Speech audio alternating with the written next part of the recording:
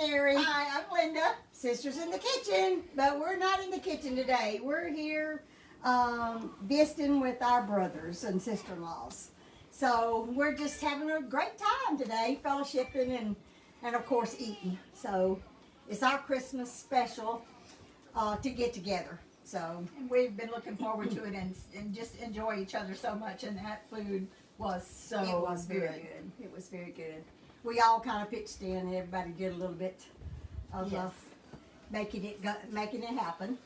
And then that's Hi, I'm Edward. I'm the youngest of the Pinkston clan and also the smartest. Just kidding. Hello, I'm Charles. I'm the oldest of the Pinkston bunch, and I'm not sure about who's the smartest. Anyway, I am the oldest. The oldest and the wisest. How about that? Okay, I'll go with that. all right. And we want to welcome y'all to our program today. Let me see if I can get this started here. So when we get together, we just like to reminisce, just talk about things that happened in our childhood, and we just like to talk about things that we're all familiar with and have a good time. So Charles and Edward are the best at telling stories. So we're gonna Okay, I'll start. right. I have real fond memories growing up in Nacogdoches, Texas. Lived beside my grandfather. His name was Pinky Paul. That's what we called him. And that's what we call you. Hey, yes. And Pinky Paul told a story about in the early 1900s, he was on Main Street in a theater one night watching the Groucho brothers. They were singing, and they had their mules and horses all tied up out front. One of the mules broke loose and walked down to the stage where Groucho Marx and his brothers were singing. Groucho Marx said, "I believe this mule knows talent when he sees it." And the audience just cracked up. That was the first joke, the way history goes, that Groucho Marx ever told, and from that he just became a comedian other than a singer with his brothers. And that's my first story. And Charles, Edward, Mary, this is actually in the little ghost stories of Nacogdoches, in that little book. Oh, it's a true story, And I've actually heard it on television. Yeah, too. we grew up hearing this all of our life, and I met a man in Pennsylvania one time, and I was telling him where I was from, and I was telling him about Groucho Marx, and he didn't believe me, so I ordered yeah. this book and had it sent to him. Yeah, it's a fact. Yeah. But Pinky Paul was there. Matter of fact, he was sitting on the front row, and he told that story. I always got a kick out of it. Yeah. Well, I don't think I'd ever heard it, truthfully. Really? Many times. Well, I got another one for you. All right, what's that? Pinky Paul told about this family that lived down in Chirena when he was growing up. This has never been on the news or anything, but I think it's true. He said he had 8 kids, and he named all those kids' names to rhyme. And he named them Orador, Dick, and Tom, Fanny, Walter, mine, and John. And every time Pinky Paul would say that, I would just crack up. I hadn't heard that in years. You remember? I do remember. I sure do. Oh, goodness. So, Tell us one, Charles. Okay, most everybody that knows us knew we grew up in Nacogdoches, but my dad was a real hustler, and from about 1948 to about 1953, every year he would take a load of workers to West Texas to pull cotton. And people would come to the house and want to know, "Mr. Cecil, are you going to West Texas this year?" Because they wanted the work. So we would all load up, a truckload of many people that could get on the truck, and we would go to West Texas and they would pull cotton. And so I wound up being out there in 1950, and that was my first day of school, was in 1950. So my mother wanted me to go at the right age of 5 years old. I wasn't quite old enough to be in school. And she told me, she said, "Be sure and remember the bus that you get on." So I walk 100 yards down to where the bus comes, and I see it coming, and a smile just came over my face. It was bright yellow. And I said, oh, I can remember this. You know. So we go to school. During school, we have a play period. It starts pouring down rain. The teacher's on the back porch ringing this bell, and all the kids are running to go back into the school, except me. I decided it was safe under the slicky side. It wasn't raining there. Well, the teacher come out there pouring down rain and grabbed me by the hand and swatted me all the way back to the school. Okay, at 3 o'clock school turns out. I walk out the door and my jaw just dropped. There was a sea of school buses out there and they were all bright yellow. And I didn't know which one to get on. And I had been cautioned, be sure to remember the bus. Well, my uncle, my mother's baby brother, was only 2 years older than I was. He grabbed me by the hand and said, come on, Charles, I know which bus to get on. So we got on the bus. I only went there 3 days. They found out I was 5 years old, and I didn't get to go to school until the next year because I wasn't old enough to be in school. Yeah, that's what I thought. I was wondering how you went to school at 5 because you had to be 6. Well, I guess it was Mama didn't know that you didn't. She wanted me to go to school. She wanted All right, I got another one for y'all. Okay. Me and Linda used to help Pinky Paul pull watermelons, pick peas, just all kinds of stuff. He is a truck farmer and raised a lot of stuff. Well, he was always giving us stuff to go sell. And I had a little red wagon. This was before I started school. And I was used to seeing Pinky Paul and Daddy telling people these are 25 cents a piece or 5 for $1. Well, Linda was with me, and we was down at my uncle's store, out in front of my uncle's store. She was pushing, and I was pulling. We had a load of cantaloupes on a red wagon. 2 salesmen stopped in, and they said, it's a true story, guys. And they said, we'd like to buy some of them cantaloupes. How much are they? And I said, they're a dime a piece or 2 for $0.25. And Linda was going, no. They're 15 cents a piece or 2 for $0.25. And the salesman said, well, we'll just take 1 a piece. But anyway, that's a story on before I learned a little math. But you knew how to sell though, right? I knew how to sell. Yeah. We could both sell real good. And we usually went together, whatever we were selling, because we were better as a team. Tell them about the cheeky pins. We'd go to CB Prudence, we'd pick these chinky pins, and they were $1 for a gallon is what we got. That was a lot of money for a 4 or 5-year-old. And we would worry Mr. Prudence and Miss Prudence to death. We'd go through the woods and go over there every day and see how many of those chinky pins are sold out of that jar. So we make sure When it got down about half full, we'd say, hey, y'all like to buy some chinky pins? And we were forever selling stuff to people. Linda and I would pool our money. We were a team growing up, I tell you. We were a big team. All right, Mr. Charles, give us another. Okay, well, Edward made me think of another story about them chinky pins. There was a big tree out across the road from our house. And we had already pulled all of the chinky pins that we could reach. So we climbed up in the tree. There were 2 relatives there, Billy Wayne and Bobby Ray Tyler was there. They climbed up in the tree and they carried Dad's cotton gin knife. It looked like a big machete, except that it's only about a foot long. He climbs 20 foot up in the tree, and he gets out on a limb, and I'm down on the ground, and he is chopping on this limb. And I look up out there, and everybody said, Billy Wayne.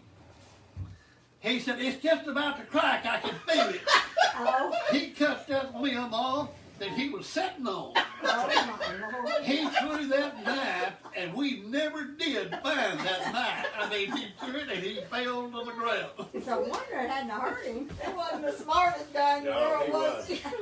Okay, in 1959, I got elected to be the reporter for the FFA.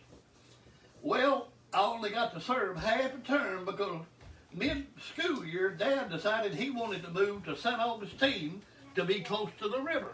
Is that when we lived off of 21? That's when we lived down there. 1196. It wasn't 21, but it was off of 21. Right. He rented this old house. We had a home paid for up in Nacogdoches, but he rented this old house, and he had a brand new 1959 Ford, and he was really proud of that car. It was two-tone green. Yeah. We was out there behind the house, the whole family, mother, daddy, and all 4 of us kids, and we was washing that car. And we was washing it with well water because that's what we had. And I don't know if you folks know it or not, but well water is cold when you draw it out of the well. Yeah. Well, we had a 5-gallon jug of soapy water there, and everybody was washing that car. Well, every one of us was soaking wet, so I didn't see any problem at all in pouring that 5 gallons on my dad. Yeah, I remember that. Well, that water was a little bit colder than I thought it was because he didn't like it too much. He had a mop in his hand that he was mopping the top of the car with, and it was full of soap and water, and he hit me upside the head with it. We was all just laughing, having fun. Wasn't nobody hurt, but that water was cold. It was I definitely think so. cold He water. wasn't expecting that, was he?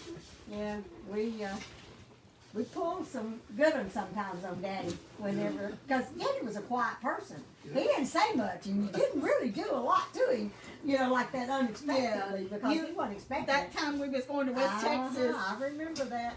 And we was all sitting in the back seat, all 4 of us, and Daddy and Mother was up front. I know the kid. One of y'all had to dare me to do this, because I don't think I could have. I don't think I could have thought of this on my own. But we had a spoon. Somehow or another, we had a spoon.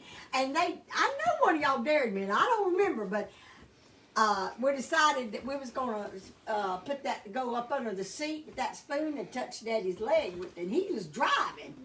Well, I'm the one who done it. I stuck that spoon up in there and I pulled it out 2 or 3 times.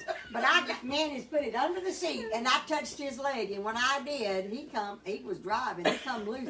He wanted to know who in the world was pulling pranks back there. I don't think he stopped, but he sure chewed us out for it. But it was me that got in trouble. Yeah, I know my dad never was a gymnast, but all 4 of us could be in that back seat, and if something made him mad, he could turn his arm and never take his eye off that road and slap all 4 of us at one time.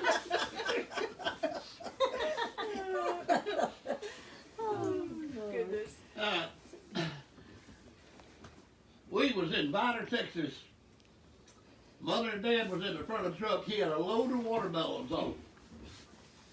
And I was in the back with the watermelons.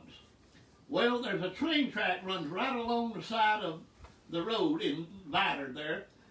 And this white 48 Mercury had stalled out on the train track. And it must have had 6 or 7 black guys in it. And they came out of that thing. Here comes the train. They came out of that car, the windshield, the sides, the back end of it. There was not a soul in that car. There was enough people in it that they could have picked it up and moved it off the track. But they all got out of it, and that train hit that car, and it exploded like you was throwing an egg up against the side of a building. And nobody got hurt. Not one soul got hurt, except the car. Yeah. So we leave, we driving down the road there, and I look up in the watermelons, and there's one up there that's got a big old bruise spot on it. Well, being a farm boy, we know that if you got one that's bruised, it's going to ruin the one next to it. So I crawled up there, and I picked up that big old watermelon, and I threw it off the side of the truck.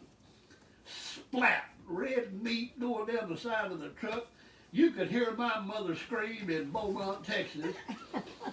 How she got that belt off of my daddy before that truck stopped, I will never know. But she come back there and grabbed me off the top of that truck. She was crying her eyes out and whooping me at the same time.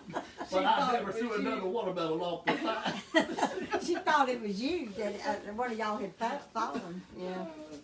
So- I know kids. We done all kinds of things. Herschel Lee has a question for Charles. Okay. He said he wants you to tell the story about when people were stealing Pinky Paul's watermelons. Okay. Is that a story? He rented a field. Oh, it was a quarter, half a mile from the house. And he got to noticing that some of his watermelons was coming up missing. And right alongside the watermelon field was the corn, a few rows of corn. So he decides to lay down out there with his shotgun in the corn, right beside of the watermelon. Well, about after midnight, he heard these two black guys. They were walking right alongside of the corn. Each one of them had a watermelon in their hand. Well, they startled him and he woke up, and he didn't even have time to think about the shotgun, but he had a tree limb. And he stepped out behind them guys and he whopped them on the back real strong. And it was two guys, he knew both of them, they were teenagers. So he goes up to the house and he knocks on the door. It's after midnight, and this elderly black lady comes to the door, and she said, "Where's your boys?" And she said, "They're in the bed asleep." He said, "No, ma'am, they're not in the bed asleep." He said, "I just whooped the daylights out of both of them." And she said, "No, they're in the bed." He said, "No, they're not in the bed." Said, "When they come home, they don't have marks on them because I just whooped them, and I want them to stay out of my watermelon field." Said, "Next time I'm going to shoot them, they was never another watermelon come up missing out of that field." Oh, goodness. Yeah. We as teenagers, we used to go through a little subdivision up there on the dirt road from the house called the Jordan's Edition. And there was a sharp curve, 90-degree curve there. All us boys would like to get in the middle of that curve and stomp it and fishtail our cars in that East Texas sand around that curve. Well, me and Lewis Edward was going through there one day, and I stomped it right before I got to that curve. And the old car had run pretty fast, and it turned around 2 or 3 times and went up in Miss Jordan's yard. They had started the subdivision, had a real nice little frame white house. Back bumper of that car got those doorsteps and ripped them doorsteps and slung them out across the yard. And the car died, and Miss Jordan come to the door and she was hollering, "I'm going to tell your daddy. I know who you are. I'm going to tell your daddy." And so we was sitting there. I was patting that accelerator trying to get that thing cranked. Got it cranked, went back home. She had called Pinky Paw. And Pinky Paw said, "I ain't going to tell your daddy because I know what he'll do to you." He said, "Let's get the saw and go down there and build her some new steps." He went down there with me and Lewis, and we built new steps. And Miss Jordan let that lie, but I never will forget that. Is that right? That I didn't sand know. was something Uh-huh. else. Yeah. I used to go around it with me and Maxine, us girls. Going getting them Christmas trees Yeah. with all of us Yeah. and the King girls and Yeah. Dolores and all them. Go And around now that corner. Charles lived- driving like a maniac. He drove real fast back then. Didn't you turn a car over one time in that creek bed? Well, When we was going to get that Christmas tree? I remember the day. I don't think that I turned it over, but there was a lot of screaming because one of the ruts in the road had washed out about 3 foot. It went up on its side. It went up on its side pretty good, and everybody in there was hollering. It was one of them trails that we had found when we were just scouting around when we was kids. And we had took the car over there, and the road had washed out, and the car didn't turn over, but it Yeah, was pretty. it went up on the side. We all got out and pulled the car back down and stepped right on That's over. exactly what we done. That's one of them roads we call pig trails. And there must have been 10 of us in there. Remember, We used to put a lot of people when in the Charles would buy cars. them old cars, the back seat looked like Hotel Fredonia, you know. The back seat, you know, you could put 10 people in them, They were remember? big, yeah. They were Floorboard be big 4 cars. foot wide, you know. Well, Yeah. I Is that hope I don't picture- get in trouble from Is that telling, Pilly in the way I view him? from telling this. There is a street in Nacogdoches called Wright Drive. And the people that owned Lone Star Feed and Fertilizer all lived. The old man and his 3 sons lived on Wright Drive. And that's spelled with a W. So we're out riding around in my 49 Chrysler, and like you said, it was full of people. And I did not know it was a dead-end street. You know, the only people that lived on it was the Wrights. So I drove all the way to the end of it, and the street stopped. Well, it had rained several days before, and I started backing up, and I backed right out onto that lawn of the last house. Oh, no. And I peeled all the grass all right down to the black, spinning out of that, and I messed that man's yard up, and I hope that they don't hear this story and come back and want me to come down there and fix their yard for them, because I did mess up their yard, getting out of that, getting stuck there on right. Well, you girls tell one that you Oh goodness. Well, everybody knows that I can't remember nothing. Linda's the one that remembers things. I can't remember till y'all start talking about it. So you got something to tell, Linda? Well, I remember we may have told this before, but we were constantly going to church. We were Yeah. always going to church. And we were going down to church. I guess it must have been in a revival, because it had to have been on a Friday night, because we had church on Wednesday, Saturday night, and Sunday morning. We were going to Corrigan. Okay. And you remember did the lights go out on the car? You was driving, Charles, and I don't remember what car it was, but we drove about halfway down there and back in the dark. We didn't even have lights, but we went to church that night. We went to church anyway. Yeah, a lot of times we'd stop on the side of the road and fix the car on the Yeah. way to church. We'd all pray for it, and we'd get on down the road. Several times I remember doing Okay, that. it was pouring down raining one Sunday, and missing church wasn't an option in our family. I mean, it was Sunday morning, and Mary and Linda just pretty much always had some girls over at their house on Saturday night. One of them is your wife. Yeah. Well, Go on figure. Sunday morning Yeah. we got up and it was pouring down raining. The only vehicle that I had was a 46 Chevrolet pickup that I had bought from a neighbor for $50. It had no tires on it. I went and bought 4 brand new tires for $10 a piece and put them on it and painted it black with a paintbrush. Oh my goodness. Well, that morning we got up and it was pouring down raining, and there was either 7 or possibly 8 that got in the cab. That's 2 deep, and in some places 3. You had 3 people with somebody in their lap, including the driver, and in one case 3 deep. And we went to church. Yeah. Now I'm driving, somebody else is shifting, somebody's holding the steering wheel, and I'm holding my head sideways so I can see how to steer. But we went to church. Now after church it had quit raining, we come back and most everybody was in the bed of the pickup. But we did go to church even though it was raining, and that pickup, I mean, I don't think you could have got another person in it, but because it was a cab. Yeah, I remember that. And we one time your car wouldn't crank, and Mama was in down in Houston with Daddy at the hospital, and it come a ice storm that night, and your car wouldn't crank that morning. And you know what we done? We all walked to church in the sleet. I mean, it was ice on the ground, I and we believe walked that. to church.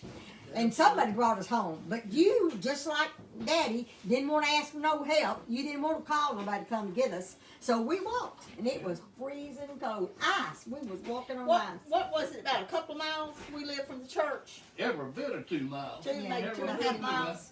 You could walk through the woods and cut off a little bit of time, but it's a good 2 We miles. walked the whole road that Yeah. time. I remember. I do remember that. I remember some things. Someone asked if y'all ever argued as a kid. Mama didn't allow us to I argue. don't We really really didn't remember. argue. I really No, don't we remember. were Do just you? all one big happy bunch. I'm sure we disagreed, but no, we didn't really I fuss don't and really- fight. Charles, tell about the thread. What? The spool of thread. Well, I'm ashamed of this. Mother, she did all the sewing and everything, and she bought a brand new spool of thread. It cost a nickel. And it was sitting in there by her sewing machine. And right beside of it was a brand new razor blade that she used to cut the thread with when she would get sewing. She wouldn't break it, she would cut it.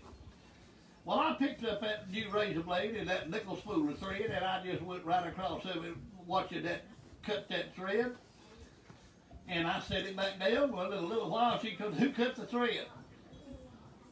None of us would admit, including me. Well, I would knew admit I didn't do that they it. cut that thread. She said, I know one of you cut it.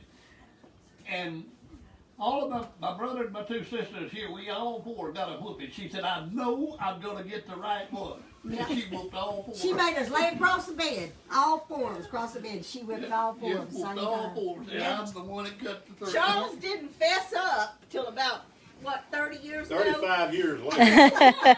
Clear Edward's name. Because I'm the one that usually was the one that done Yeah, stuff like Edward that. was the one that's always getting in trouble. Yeah. You remember that time? Mom always had us to go cut her own switch. Oh, yeah.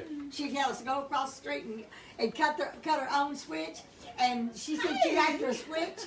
Come on in, Do Francis. y'all want us to wear No, Oh, no. Come on in, absolutely Francis. for you. You double mask if you don't mind. Hey, Francis. We got some of our cousins Y'all coming come in. in. So good to see you, Francis. Where's So they? good to see Y'all you. come in. Hey, Francis. Hey, girl. Hi. How are you? All right. You too. We heard there. I haven't seen you in a long time. This is a couple of our cousins on the Pinkston side. Yeah, you was trying to figure out who I was. Oh, but just Ruth, how you doing? All right, how are you? I like seeing your post on I got one more story out. Ruth Ann, how you doing, honey? Well, I'm gonna finish my story about Edward. I apologize. We're finished. So, I got one more story to tell. okay, let me finish this and then you can tell yours, Edward. Anyway, Charles, Edward, Mama sent Edward across the road to get a switch. And he comes across the road with a branch, with leaves and all, dragging. I mean, the branch was probably that big around, pulling a whole tree limb across the road. And we thought it was funny. Mama said, you may think you're funny, but you can just take it right back across the road and get me a good one. Little keen switch. And get me a little king switch, and I'm gonna whip you more because you knew better than doing that. You remember doing that? I got whooped so much. Every day, if I thought it was going to be a rough day, I just put on 2 pairs of jeans. I was counting on at least one whooping a day, and sometimes 2. And I got to where I'd hide up in the chicken pin trees or on top of the house. Oh, you was a I remember running back and forth from one side of the gable to the other. Mama would walk around back. I'd run across the roof to around the I'm front. not surprised. And wait till about dark, and they'd all get to feeling sorry for me, you know, screaming my name and everything. Anyway, Charles, go ahead. Yeah, Edward was a stinker. Okay, we had this first cousin from Pennsylvania. Her name was Sandy Morris. They come down to visit. We was out in Pinky Ball's field, and she was raised in Pennsylvania. Born, grew up there, come down to visit her grandparents. And we was out in that field, and she looked at this plant on the ground. She said, what is that? Well, I knew right away. She didn't have a clue what it was. And I told her, I said, Sandy, that is the state flower of Texas. You need to rub it for good luck. Uh-oh. It was a bull devil. She falls into that thing, rubbing it, immediately she is crying. But I'm going to tell you something. We've been hearing all these stories about getting switched. Well, nobody got to switch it like I got when I got home. Because my mother wore me out with that bull in my nose and state flower of Texas. Y'all was restless. We weren't all saints, were we? No, we're laughing and talking about all this, y'all. Y'all don't think our mom and daddy was mean to us. They No. They disciplined us, but mostly mama. I Mama know, was remember mostly- She believed in spare the rod, spoil the Yeah, child. she did. She did. That was her belief. You I remember one time Yeah. Daddy threatened one of us, I think. And he was out back by that big oak tree tying a net. And Mama told him to whoop one of us or something, I don't know. And he reached and grabbed that belt and pulled that belt out, and that's a horrible sound, I'm telling you. He pulled that belt out of that pants, and that thing was whooping as it's coming through those belt loops, and his pants fell to his That was knees. Charles. That was Charles. Charles is one that, yeah. He didn't spank him though, because we all laughed. We all got to laughing. Finally, he got to laughing. Mama got to laughing. Everybody cried. We sang Kumbaya. It was all over, you know. One time we had this chicken pen behind the house. And it was just for a short, maybe one season. Well, Mama decided we were going to have chicken for supper. She told Daddy, said, go out and get chicken. He had a 22 pistol. He stepped in the back door with that 22 pistol. He fired one time, and 3 chickens dropped dead in that house. They weren't in a row either. They were scattered all around. 2 of them had heart 3 attacks. of them. We had a big chicken dinner. 3 of them. childhood. We did. We loved animals, but Mother did not allow animals in the house. No. So one evening at the meal, the whole family was sitting around the table. The front door was wide open, and this neighbor's cat walked in the door. My daddy seen it, and I seen it. I knew he seen it because I looked at him in the face, and he never said a word. Well, I didn't either. Well, that cat went up under the table. Mother always wore a long dress. That cat walked between her legs and took its tail and wrapped it around her leg. All it was, Mother's eyes got full. They got just real big. She screamed. She picked up that table. Upside down goes the table. Polly Pop biscuits and grapes over the floor. Dad sat there in that chair and never cracked his eye. One word, you know. And that cat went out that door. We'd never seen that cat. I gotta tell y'all this, man. I'm gonna get out of the stretcher, but sitting on the porch with Pinky Paw one time talking, and old man Kerry George lived right beside us. He had a boy named Jimmy George, and me and Jimmy was always playing marbles. And anyway, Jimmy said, "You want to play marbles?" I said, "Yeah." We got out there playing marbles, and we got in a fight just like we always did. And Kerry George come over at that fence, and he said, "Kill him, Jimmy! Kill him!" And I had him down on the ground. Pinky Paw said, "Don't let him up, Edward, or I'll kill him." And this is back, you know, whenever you could say something like that. But, old man And wasn't Kerry, neither one of y'all going to kill oh each other? no, we was used to doing that, but old man Kerry George said, "Kill him, Jimmy, kill him." Pinky Paw said, "Edward, don't let him up, kill him." Okay, Edward, you got to tell one more. You got to tell about Pinky Paw told the story where he spit between his teeth and said, you know. Well, I can't use all the words that he used, but he said, so two old boys down there at Charina, one of them was slow. He wasn't exactly right. And his brother got an old A model, and he tried to climb a bluff bank down there with it. The guy bet him that he could take his mule up that bank if he could take that A model. Anyway, the A model turned over and crushed the guy and killed him. Well, the boy that was slow took off running back to the house, and he met up with Pinky Paw on the way, and he said, "What's wrong, Billy?" And he said, "Well, Jim, dead." And he said, "What do you mean he's dead?" He said, he spit tobacco between his teeth, and he said, "He's dead." And he said, "It could have been worse." And he said, "If he's dead, how could it have been worse?" And he said, "It could have been me."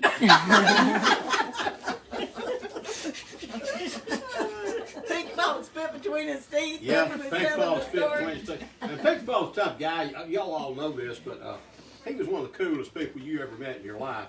He could be sitting telling a story and jump up and start doing the dance. We call it tap dance, but it was a dance they done in the 1920s, but just jump up and start dancing like all get out. He was very animated. He was animated and funny He as told the us day a was lot of long. stories sitting on that front porch. He really did. Charles, do you remember the story he told about when, I think he was just a private in the Army, when they put him on the post to watch? Yeah. Do you remember that? Well, I'm not sure that I remember exactly. And I know that they had to hold the ship up one time because he wasn't on it. He was supposed to have been on it.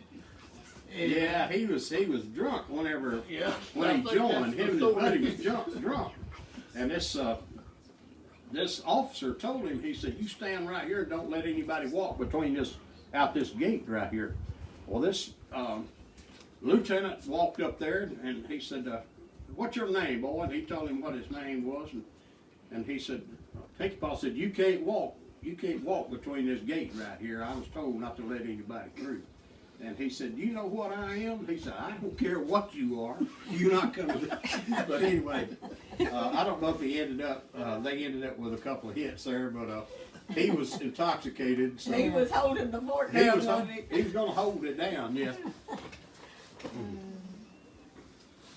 We listened to hours and hours and hours of Pinkie Paul telling stories. I don't know when if we you were kids. remember, Pinkie Paul had those pictures of General Pershing in France during World War One. He said he'd marched along beside him Yeah. for Seems many, like I do remember many that. a time. John Pershing. General Pershing rode that white horse, you know. Right. And Pinkie Paul had a picture on his wall in his house of General Pershing. He said he walked along. He didn't have a lot of respect for him because they made him stay after the war was over for that whole winter. Pinkie Paul said they like froze to death. Is So that right? he didn't care for General Pershing. Yeah. Charles, you got anything else you want to tell? Oh, I could probably come up with something, but y'all are doing really good here. Well, we've enjoyed this talking and letting y'all in on a little bit of the way we talk when we get together. It won't end when we end this video. We'll keep on talking, but we're not going to hold y'all. Y'all, let me tell you much that these longer. two girls right here, they look like sweet little ladies, but they were tough. They were tougher nails growing up. There was no bet that this one right here wouldn't take, and no dare she wouldn't answer. But they were tougher nails. So they're Well, that's- sweet, but It got us where we're at. Because we're so tough. We were just taught that you could do what you wanted to do. Right. exactly. Tried to do it. Mama used to. I thought of many a time. Mama would say, "Edward Earl, you can do anything you want to. You can finish anything you want to if you start right now." Yeah. And she was That's she right. was right. That's She right. was. That's right. I had this car. We was out on 21 going toward Center, Texas, and there was a load of teenagers in it, and they said, "Charles, there's a cop behind us." And I looked back, and I didn't see there was a car back there, but it didn't look like a cop. And I didn't even slow down. I just kept going. They said, "Charles, there's a cop behind us." And I wasn't speeding. Well, then a couple of seconds of light come on. Well, I knew that was law, so I pulled over, and it was a constable. And he got out, and I walked to the back of the car. And, you know, I was a teenager, and I put my one foot on the bumper, and I was standing there talking to him. And he said, "What, you got a driver's license?" I said, "Yes, sir." I showed it to him. He said, "Where's this car registered?" And I had one foot on the bumper, one on the ground. I looked at that tag, and I looked at him, and I said, "Texas." He said, "Boy, don't you get smart with me. I mean, what county is this car registered in?" Well, I didn't have a clue what county it was registered in. That's when I found out that you just had 30 days to get it transferred over into your name. Is that right? All right, I got one more for you. I was a teenager and I had this old car. I'd been fishing, had some trot lines out, caught a whole bunch of catfish, put them in the trunk of the car. Was dating this young lady right over here. Don't show her picture. Been dating her, and forgot and left those fish back there. Well, I was old 20 doing about 120, and this constable stopped me and had a guy with him in the car, and he said, "Boy, open that trunk." And I said, and I thought about them fish being back there. I've been smelling something. Might have been the reason I was driving so fast, trying to get away from that smell. I don't know. But I said, "You don't want me to open that trunk." And he said, "Son, open that trunk." I popped that trunk. I could have had 5 dead bodies back there. He never even seen anything. He said, "Shut it." And he hollered at that deputy. And he said, "What's he got in that front seat?" He said, "A Pepsi-Cola and a Bible." He said, "Boy, you get out of here, and I don't ever want to see you again." Pepsi-Cola and a Bible. That's the reason he stopped me. He seen me turn that Pepsi up, but I was moving pretty fast. Well, we've enjoyed letting y'all see a little bit of our time that we have when we get together. And like I said, we'll continue this. But I will want to clarify something, because all you're going to want to know, because Edward said, don't show her picture. Debbie is a beautiful lady. He's married to a beautiful lady, but she didn't choose to be on camera, and that's fine. We just didn't want y'all to ask why he said that. She's under a modeling contract. And I want to tell y'all something. Mary's oldest granddaughter at her 70th birthday party said something that I want to close with today, because I want, in case y'all don't know how much us four love each other and love our brothers' wives.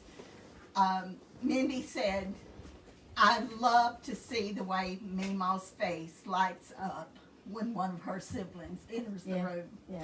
And I love nobody our siblings.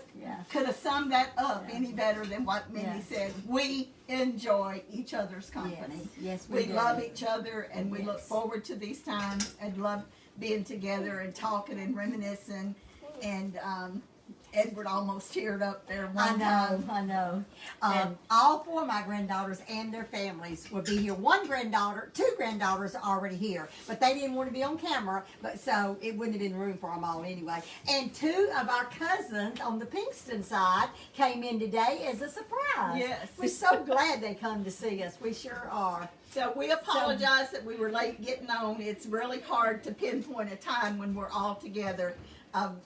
When I created the event the other day. So thanks for hanging in there and being patient with us. And thanks to Charles and Edward and, Yes. and to my sister for all the hard work she's done. And we love all of y'all. We hope you have a wonderful New Year's weekend. Be safe, be careful, and I hope everyone stays safe from the weather. So we love you, and We we'll love be back y'all. on a little bit tomorrow with little clips Yes, on just and a off. little bit tomorrow. We love y'all. Be Bye. sure to count your blessings. Bye-bye. Yes. Bye-bye.